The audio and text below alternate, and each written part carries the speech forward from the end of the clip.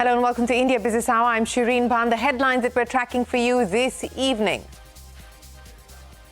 I said, Tim, look, we've treated you really good. We put up with all the plants that you built in China for years. Now you got to build us. We're not interested in you building in India.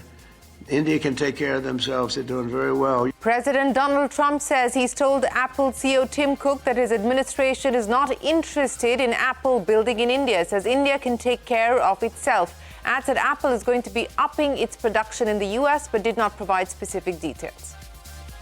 President Trump hints that a trade deal with India may be close, claims that India has offered America a deal with zero tariffs. But External Affairs Minister Jaishankar says these are complicated discussions, adding that nothing is decided until everything is. India revokes the security clearance to Turkish ground handling firm Celaby Airport Services, citing national security. The revocation is effective immediately. Celaby operates ground handling, cargo management and airside operations at 9 airports in India, including Mumbai, Delhi and Chennai. Defence Minister Rajnath Singh meets Indian Army personnel in Srinagar, calls for a global intervention to supervise Pakistan's nuclear arsenal. The International Atomic Energy Agency tells the Indian Express that there has been no radiation leak or release from any nuclear facility in Pakistan.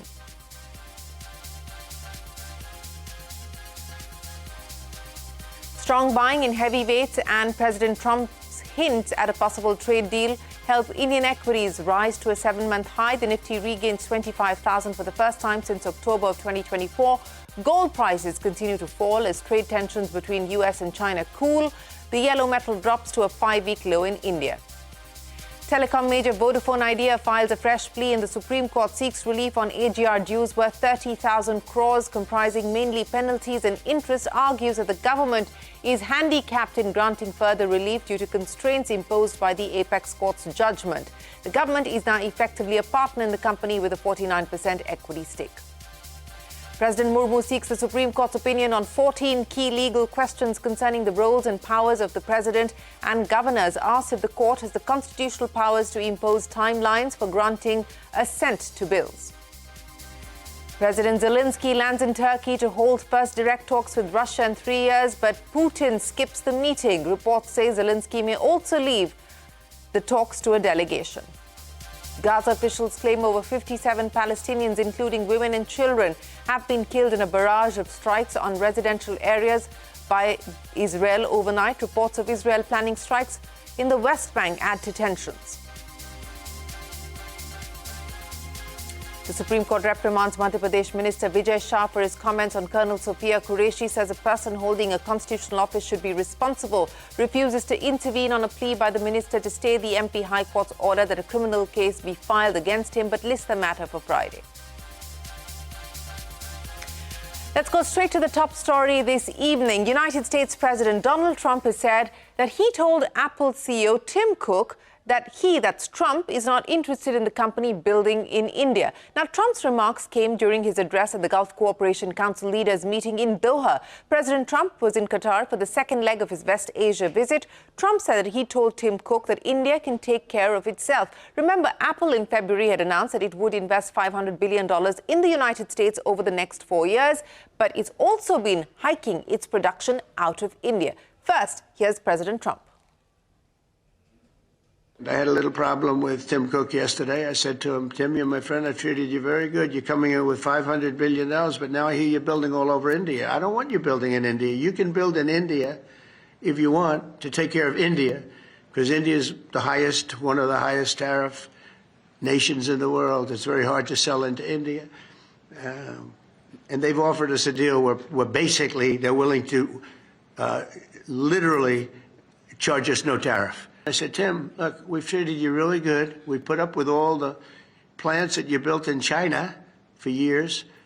Now you got to build us. We're not interested in you building in India. India can take care of themselves. They're doing very well. Well, that is President Trump speaking in Doha. And our government sources have told CNBC TV 18 that Apple has assured the Indian government that it proposes to continue to have India as a major manufacturing base for its products. And Ashmit joins us now to take us through how we should read into President Trump's comments when it comes to Apple's India footprint. Ashmit.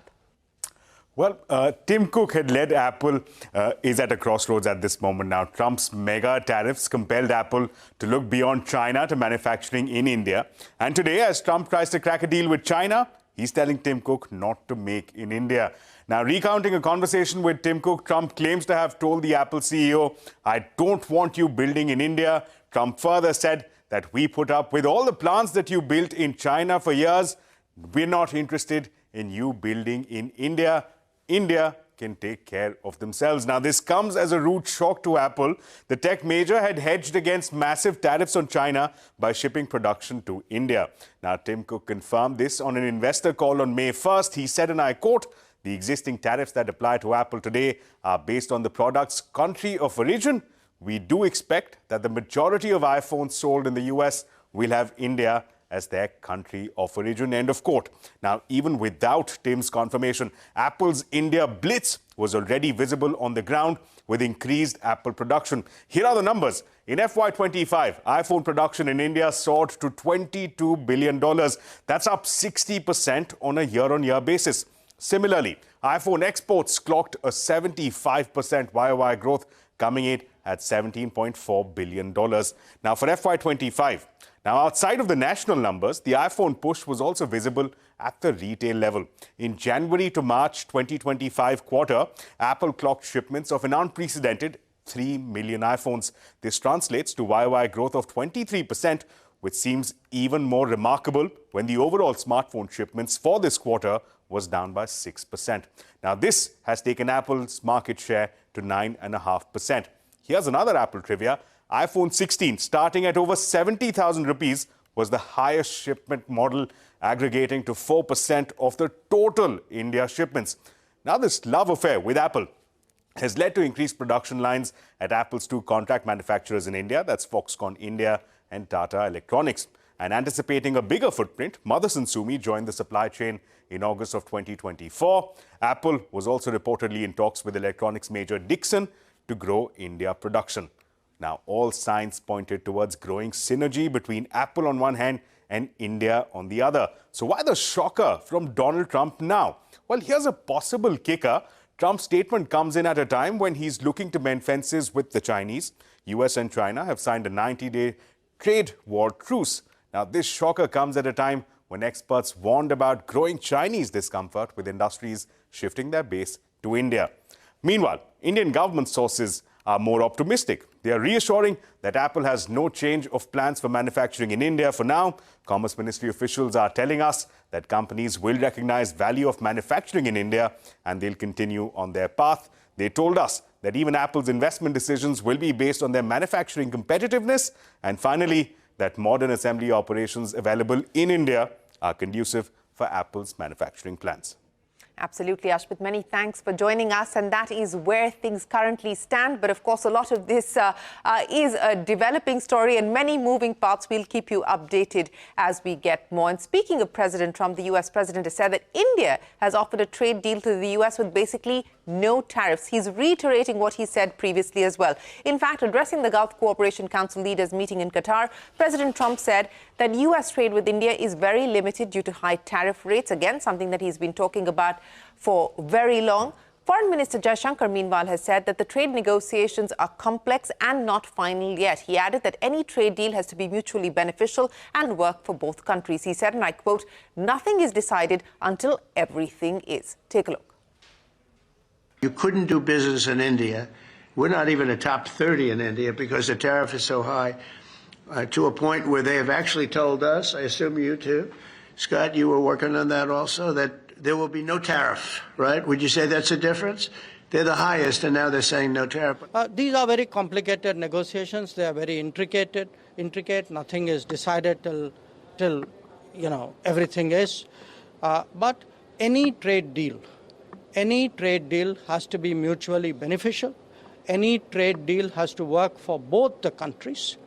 And I think that would be our expectation from the trade deal. And until that is done, I think any judgment on it would be premature. Well, President Trump there on zero tariffs and S. Jaishankar responding. Now, the Commerce Ministry says that External Affairs Minister's response to the U.S. President is appropriate. The ministry said the talks are progressing well and a team is slated to travel to the U.S. for the next round of talks. Our colleague Abhimanyu is here with more. Abhimanyu, take us through what government officials are making of President Trump's comments on both zero tariffs, about his message to Tim Cook and to Apple, and the next round of talks between India and the U.S. Well, the Indian negotiating team is slated to travel to the U.S. in some time. And, of course, the round of talks, it hasn't been named yet whether it's going to be the first round of talks or negotiations. But both the countries are looking to ensure that the 90-day pause in applicability of tariffs can be utilized to reach the first tranche of a bilateral trade agreement between both the countries. Now, speaking of tariffs, speaking of de-escalation in trade, that is something which sources also indicated. The ministry has also pointed out that it's good to see de-escalation in the trade wars between the US and China with respect to both the countries reaching some degree of settlement with respect to a deal. However, the ministry pointed out that the tariffs still continue to be high between both the countries, and that, of course, more tariff reductions will lead to better decision making from companies with respect to competitiveness, with respect to decision making on manufacturing and setting up of manufacturing capabilities in various countries. Now, speaking about India, what sources have indicated that manufacturing competitiveness as well as profitability and competitiveness vis-a-vis their competitors are considerations which are used by several companies to determine where they are going to set up their manufacturing plants, which are independent of countries. So, of course, India is looking to increase its overall competitiveness. Sources also indicated that several decisions which are best left to companies would be based on these considerations instead of only tariffs.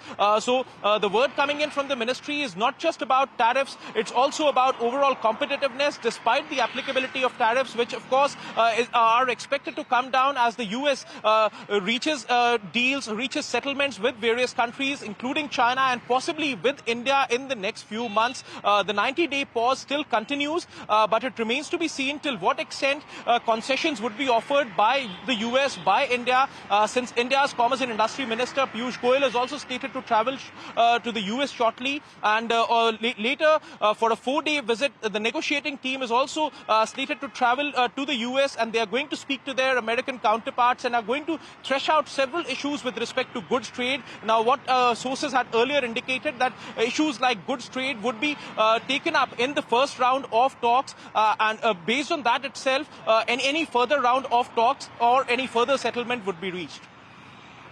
All right, Abhimanyu, appreciate you joining us for the next round of talks between India and the US on the trade front, expected to start perhaps as early as next week. Now, Turkish ground handling firm Celaby Airport Services finds itself in the crosshairs of the boycott Turkey row. India has revoked the security clearance to the firm, citing national security reasons.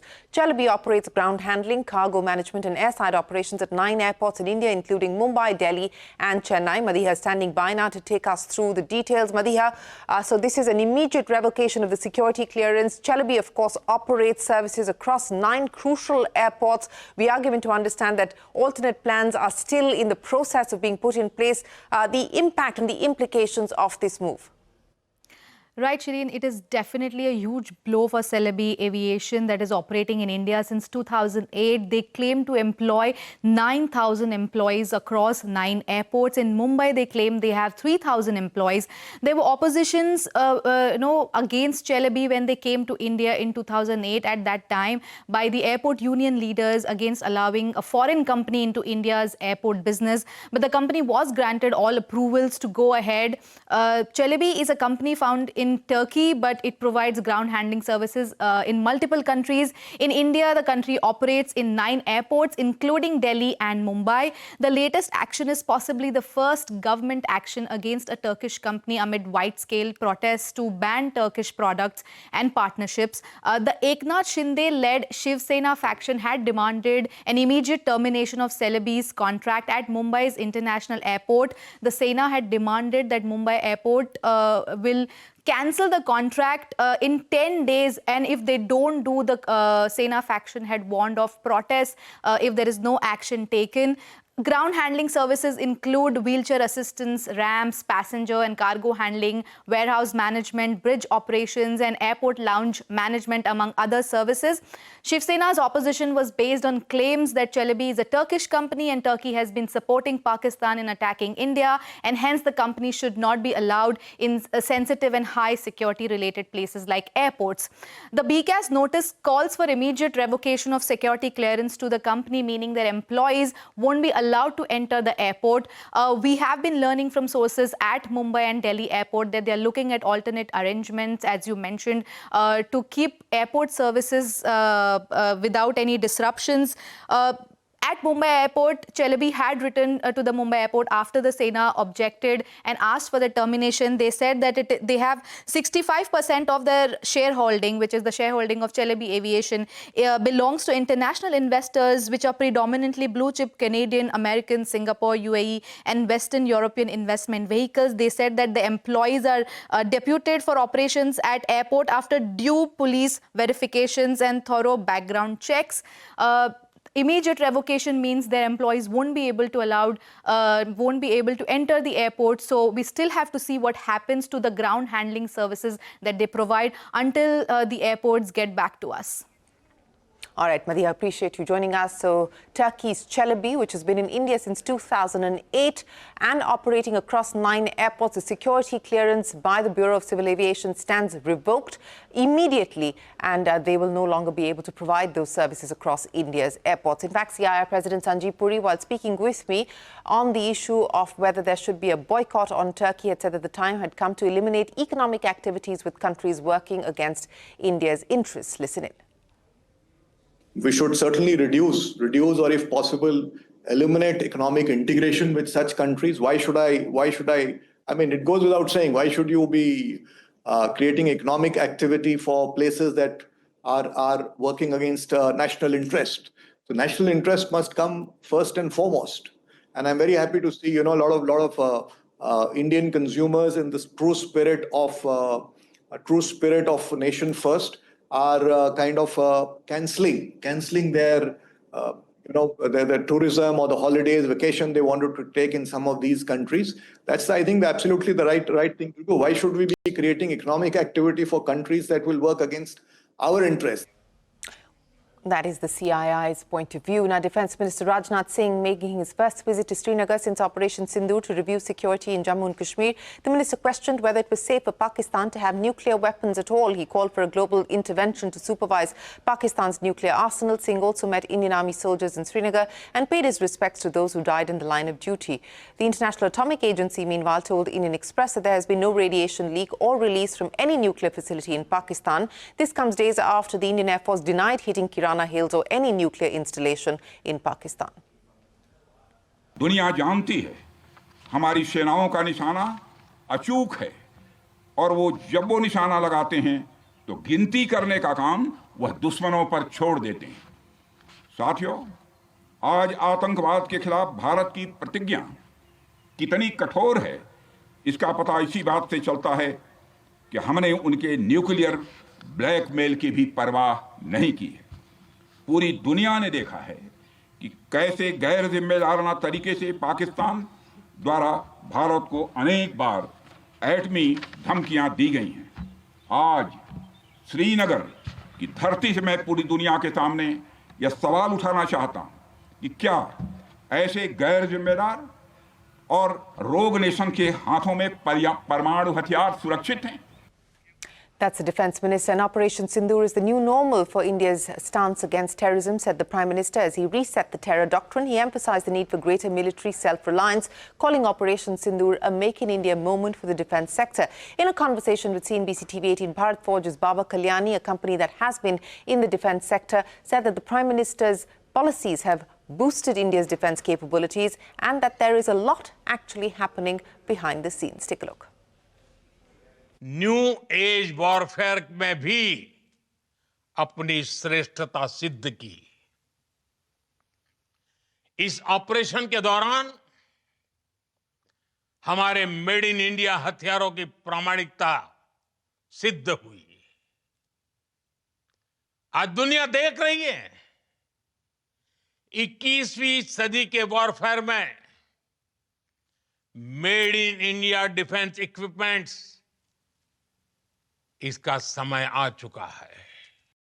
With the policies that the Honorable Prime Minister put into place for the last, let's say, 10 years in the area of defense, and all enabled by our Honorable Defense Minister and the whole user industry collaborative effort that is going on between industry, DRDO, and the users, that is the services, we are all moving forward at a very rapid pace. I mean, there are a lot of things that you don't see that are happening in industry, but I can tell you and assure you that we are moving forward at extremely rapid pace, and this is not only good for our defense, but is also good for our overall economic and industrial development. Well, you can catch that entire conversation with Baba Kalyani, the CMD of Bharat Forge, and CIA President Sanji Puri and Vice President R. Mukundan at 9:30 p.m. right here on CNBC TV 18.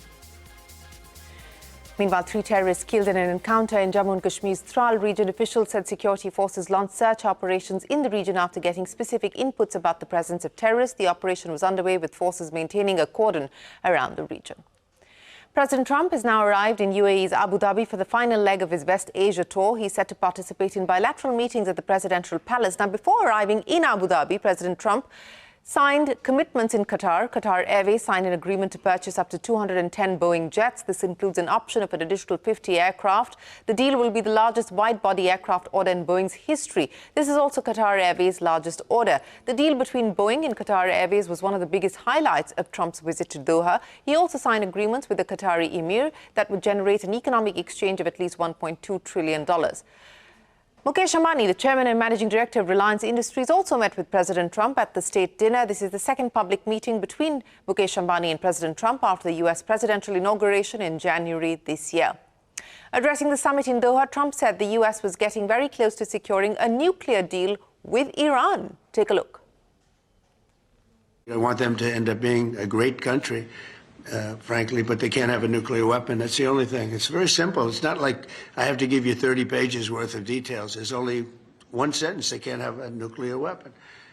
And I think we're getting close to maybe doing a deal without having to do this. There's 2 steps. There's a very, very nice step, and there's a violent step. The violence like people haven't seen before. And I hope we're not going to have to do this. I don't want to do the second step. Some people do. Many people do. I don't want to do that step. So we'll see what happens. But we're in very serious negotiations with Iran. Well, that's President Trump saying they're in very serious negotiations with Iran. Let's talk about the market action of the day. The Indian market's hitting the highest level in the last 7 months, largely led by strong intraday buying. The Nifty crossed 25,062, up 400 points. The Sensex up 1,200 points today. The Nifty Bank jumped about 550 points, and it's a 400-point up move there as far as the mid-cap index is concerned. In the energy markets, oil prices continue to fall. This on the hopes of U.S. easing sanctions on Iran after President Trump said that the 2 nations are close to finalizing a nuclear deal. Investor concerns about oversupply owing to a rise in U.S. crude oil inventories last week also continued to weigh on prices. So that's crude. And let's talk about gold as well. Gold prices at a 5-week low. This is rising trade optimism, boosted risk appetite. So gold seeing a bit of a downturn there. Now, Celaby is probing disclosures made by Yes Bank in connection with its ongoing share sale to Japanese lender Sumitomo Mitsui Banking. According to a money control report, the market regulator is probing Yes Bank's disclosure, denying reports on a possible deal with SMBC on the 6th of May, although the transaction was close to completion. Remember, SEBI's market rumor verification rule mandates true disclosure of ongoing deals, so that is something that SEBI has sought of Yes Bank. The Central Board of the RBI reviewed its economic capital framework in Mumbai today. The ECF is the basis for deciding how much surplus or dividend can be given to the centre. However, details of the outcome of the meeting have not been disclosed yet, but a bumper dividend is expected from the RBI to the government again. Telecom major Vodafone Idea has filed a fresh plea in the Supreme Court seeking additional relief from its AGR dues. The company seeks a waiver of over 30,000 crore rupees in dues, and this includes penalty and interest on the penalty component of the AGR dues. In fact, Vodafone Idea arguing that the government is handicapped in granting further relief due to constraints imposed by the Apex Court's own judgment. So once again, back in the Supreme Court. Now, Singapore Telecommunications is likely to sell 0.8% of its stake in Bharti Airtel, worth over 8,500 crore rupees through a block deal. Sources tell us that the floor price for the deal has been fixed at 1,800 rupees a share. That's the Bharti Airtel block that is expected. That's at 3.5% lower than the stock's closing price today. Singtel's stake in Bharti Airtel is a combination of direct and indirect holdings, with its affiliate Pastel holding close to 10% stake. Up next on India Business Hour, Ukrainian President Zelensky lands in Turkey. No President Putin there. That and more when we return. Catch all of CNBC TV 18's news and updates on YouTube, Facebook, Instagram, X and Geo Hotstar.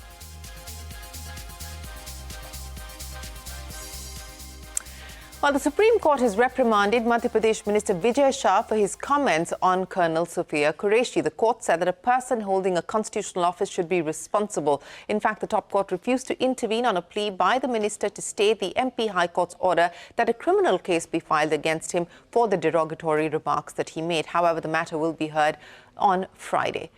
Now, President Murmu has sought the Supreme Court's opinion on whether the top court can impose timelines on constitutional authorities to clear bills passed by the legislature. The move follows a recent Supreme Court judgment itself, which directed that a decision on reserved bills be taken within 3 months. The presidential reference has posed 14 questions, seeking clarity on the constitutional options before a governor when a bill is presented to him or her. In international news, Israeli forces continue to deepen the offensive into Gaza, even as ceasefire talks carry on. Israeli Prime Minister Netanyahu has said there is no way Israel will halt the war in Gaza until Hamas is defeated. Now, this statement comes after forces bombed 2 hospitals in the enclave yesterday, killing dozens.